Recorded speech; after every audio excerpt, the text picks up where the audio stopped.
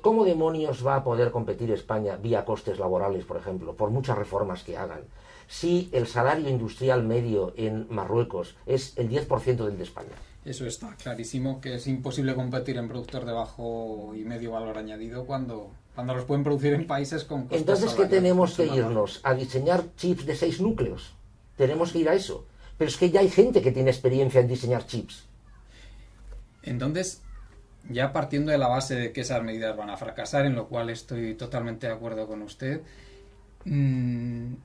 esto va a tener consecuencias graves, Sí, muy graves. sí. Por ejemplo, puede tener consecuencias graves sobre el euro. ¿Usted ha valorado qué consecuencias puede tener sobre la zona euro esto? ¿El qué? ¿Los problemas de España? No, el fracaso de todas estas medidas deflacionarias, no solo en España, porque hay más países que tienen problemas de competitividad, los tiene Italia, los tiene incluso Francia, Bélgica, la misma Irlanda los tiene. Y Alemania también. Y Alemania también, porque en el momento en que dejen de comprarle los países de Europa, lógicamente A ver, yo no imagino un escenario en el que el euro desaparezca, pero por la sencilla razón de que no le conviene a nadie. Es decir, es mucho más fácil comerciar, aunque sea poco, sobre una base común que comerciar, aunque sea teóricamente un poquito más, sobre una base repleta de minas que representarán los distintos tipos de cambios. Porque claro, si el euro desapareciera y volviésemos a las monedas nacionales, automáticamente, ¿qué es lo que viene? Levantar barreras para a ti sí y a ti no, de aquí esto sí y aquello no. Claro, automáticamente esto pasaría y esto no le conviene a nadie. Yo creo que es justo al revés. Yo creo que yo creo que vamos hacia una moneda mundial. Una moneda al menos de cuenta, una moneda de cuenta, de forma tal que si una empresa alemana le vende algo a una empresa mexicana, pueda tener una base de cuenta común un poco al margen del estado de un poco la economía propia mexicana y de la economía propia alemana. ¿Cómo? Analizando la salud de la empresa mexicana que está comprando y de la empresa alemana que está vendiendo. O sea, una pura moneda de cuenta. Entonces, entiendo también que esto que me está diciendo implica que supone que la globalización no tiene vuelta atrás. No, en absoluto, en absoluto.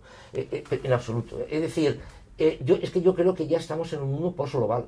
Sí. Es decir, la gran tragedia que tienen los países subdesarrollados, mal llamados países en vías de desarrollo, la gran tragedia de las economías subdesarrolladas es que están globalizadas y no lo saben, ni pueden participar en la globalización. Dos de los principales productores de algodón del mundo son Malí y Uganda. Dos de los principales productores de algodón del mundo, que no tienen absolutamente nada que decir en el entorno del algodón mundial. ¿Por qué? Porque no tienen ninguna fuerza. Es decir, la globalización es algo a lo que se ha llegado por evolución, por necesidad evidentemente, pero por evolución, esa evolución fue fruto de la necesidad, y ahora ya echar atrás, volver atrás, es impensable porque se perderían posiciones. Es decir, nos puede gustar más o menos, y podemos meterle más o menos juicios de valor, pero una vez entiendo yo que se ha avanzado, volver atrás es imposible. Ejemplo, la esclavitud. La esclavitud, es muy curioso esto. El país más encendidamente antiesclavista fue Inglaterra, que fue precisamente el país que más había participado en el comercio de esclavos. ¿Por qué? Porque en el momento mismo, incluso el Reino Unido estaba todavía pintándose. En el mismo momento en que se dieron cuenta de que una persona esclava consumía, una persona no esclava consumía, y una persona no esclava podía participar en la economía muchísimo más, infinitamente más que una esclava, fue declarada ilegal la esclavitud. Ya es imposible volver atrás. O sea, es que es imposible volver a la esclavitud, independientemente de cuestiones éticas y morales. Un poco con la globalización, entiendo, pasa lo mismo. Y eso también tendrá como consecuencia que se profundizará en lo que es la redistribución de la riqueza mundial, como ha pasado estas últimas décadas. Es decir, yo entiendo que ha habido unos flujos muy grandes de capital, sobre todo desde las zonas de lo que llamamos el mundo desarrollado hacia Asia, y que este proceso va a continuar imparable, lo cual va a suponer que desde mi punto de vista, que las condiciones de vida que estamos manteniendo en Europa o en los Estados Unidos no va a ser posible seguir manteniéndolas. A ver, yo vuelvo un poco a lo que decíamos antes. En el kits en el que generen biotecnología alimentaria que sirva para mejorar cultivos, rendimientos, etcétera, etcétera, y que evidentemente esto tenga unas posibilidades, ahí la renta se va a disparar. Se va a disparar. Se va a disparar entre las personas que hagan esos trabajos de alto valor añadido. Evidentemente. El resto, pues, entonces, si a esto le llama redistribución, redistribución geográfica, me refiero, tal vez. ¿flujos migratorios hacia estas zonas? No lo creo. No lo creo. Y otro asunto que se me ocurre de mucho interés es en España y en el mundo desarrollado en general esto va a generar un enorme paro estructural, el que llamábamos el paro en la teoría, el desempleo tecnológico que podía hablarse en la teoría marxista o en las teorías de Malthus. Este se va a generar y va a ser muy alto. Sí, pero esta gente, ¿cómo va a sobrevivir? Claro, es que, a ver, yo entiendo que estos conceptos, desempleo estructural, desempleo tecnológico, son conceptos propios de la revolución industrial. O sea, la descripción que hizo Marx de la generación, de la tendencia decreciente de la tasa de ganancia, es que es magistral. O sea, es que es de libro, claro, por eso lo escribí en un libro.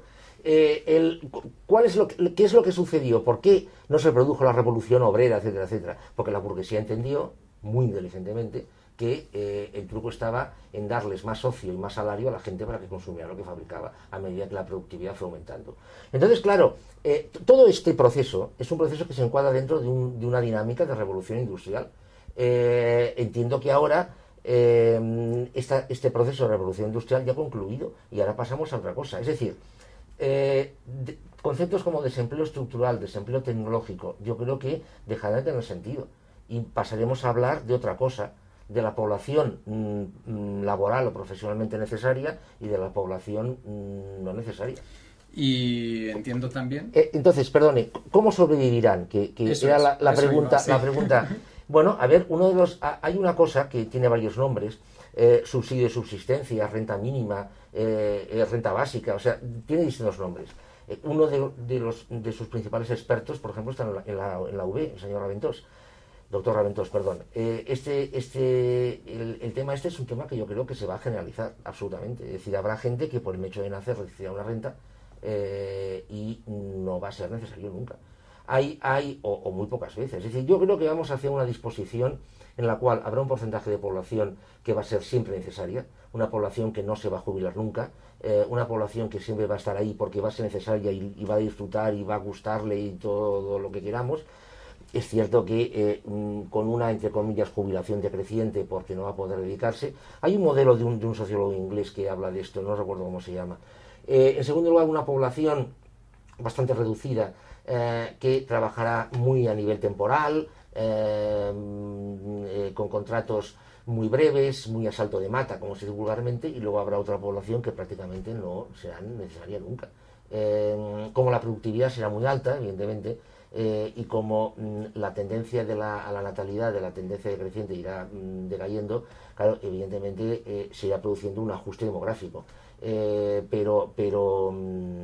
ver, Jeremy Rifkin, por ejemplo, calculó que en algún momento del siglo XXI, para generar el 100% del PIB mundial solamente hará falta el 5% de la población actualmente existente. Entonces, claro, es que esto nos plantea unos modelos radicalmente distintos. O sea, es decir, es que es otra película.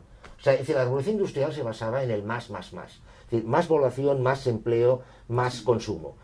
Actualmente no. O sea, este modelo no es esto. Sí, ahora entiendo que podemos aspirar a seguir más o menos estabilizados y a lo mejor, según vaya aumentando la tecnología, ir subiendo un poquito, según vaya aumentando la productividad. Sí, pero algunos. Sí, me refería en el conjunto todos. de la economía, pero que eso va a repercutir fundamentalmente entre esta gente útil y, por supuesto, entre los propietarios del capital, entiendo, ¿no? Sí, pero, a ver, los propietarios del capital, claro, es que dicho así, volvemos otra vez a la dinámica de clases, ¿no? Es decir, los propietarios del capital, los propietarios del trabajo. A ver, ¿quiénes son los propietarios del capital? ¿Los accionistas Claro, el propietario del capital